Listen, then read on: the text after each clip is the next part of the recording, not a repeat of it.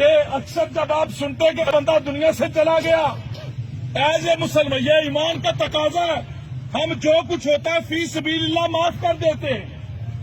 اب لوگ کہتے چلو جی خدا کی رضا کے لیے معاف کیا، لیکن کبھی دنیا کے اندر بیٹھے ہوئے وہ مظلوم جب اس ظلم کو یاد کرتا ہے تو ادھر عذاب والے فرشتے اس کی ظالم کی قبر کے اندر آن پہنچتے ہیں اور اسے عذاب دینا شروع کر دیتے ہیں۔ اس لیے حقوق اللہ تو وہ اس کے یہاں جائے گا، وہ دیکھے گا۔ پھر ہمارے یہاں ایک جنازے پہ حضرت اعلان کیا جاتا ہے کہ مرنے والے کے ذمے جو قرضہ ہے، ایک تو قرضہ ہوتا ہے نا جو آپ نے نقدی لیا، جیسے یہ ہمارے بھائی دنیا سے چلے گئے، ان کی سبزی کی دکان تھی، اب ان کے بھائی کہہ رہے تھے ان کے ظاہر ہے لین دین کے معاملات منڈی والوں کے ساتھ بھی ہوں گے، باقی لوگوں کے ساتھ بھی ہوں گے، بہت سارے معاملات ہوں گے۔ وقتی طور پر آپ ایسے کریں، اگر کہیں یہاں پہ ان کے جتنے لین دینے والے موجود ہیں وقتی طور پر آپ فی سبیل اللہ اسے معاف کر دیں۔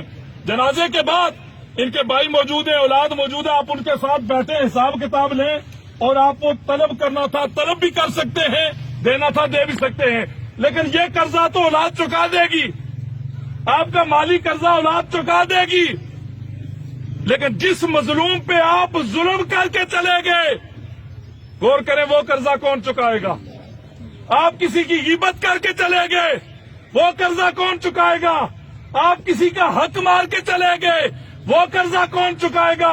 آپ نے کسی کا دل دکھایا، ہمیں کیا پتا دن کے اندر ہم سینکڑوں کام ایسے کرتے ہیں کہ جن کی وجہ سے کئی لوگوں کے دل دکھتے ہیں، کئی لوگوں کے دلوں کو تکلیف ہوتی ہے، وہ قرضہ کون چکائے گا؟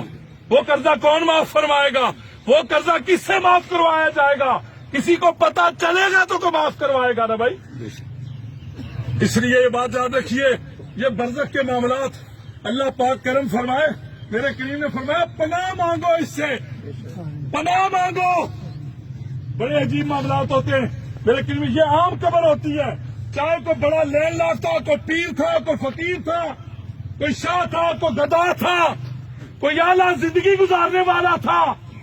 آپ نے دیکھا ہوگا جب دنیا سے جاتا تو کانا ناپا جاتا ہے، یہی بات ہے نا بھائی۔ کبھی ایسا ہوا کہ 5 کنال میں رہنے والا اس کی قبر بھی 5 کنال کے اندر کھودی جائے، اور 1 کوارٹر کے اندر رہنے والا اس کی قبر بھی چھوٹی کھودی جائے؟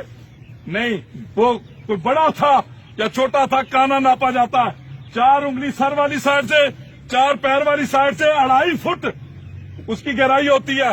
وہ ایک گڑھا کھود کے وہ پیر صاحب تھے تب، یا کوئی مانگ کے کھانے والا تھا تب، کوئی لگژری زندگی گزارنے والا تھا تب، یا جھونپڑی میں رہنے والا تھا تب اس کے اندر رکھ دیا جاتا ہے۔ اب اگلی بات سنیں، میرے کریم نے فرمایا وہ جو 2.5 فٹ کا گڑھا ہے، غور کیجئے گا، توجہ چاہوں گا آپ کی، میں بات کو کلوز کرنے لگا ہوں، وہ جو 2.5 فٹ کا گڑھا ہے، میرے کریم نے فرمایا یا تو اسے 70 گز مشرق اور مغرب کی طرف کھول دیا جاتا ہے اور جنت کی کھڑکیاں کھول دی جاتی ہیں، یا پھر اسے اتنا کلوز کر دیا جاتا ہے کہ مردے کی پسلیاں ایسے کراس ہو جاتی ہیں اور جہنم کی آگ، جہنم کے دروازے کھول دیے جاتے ہیں۔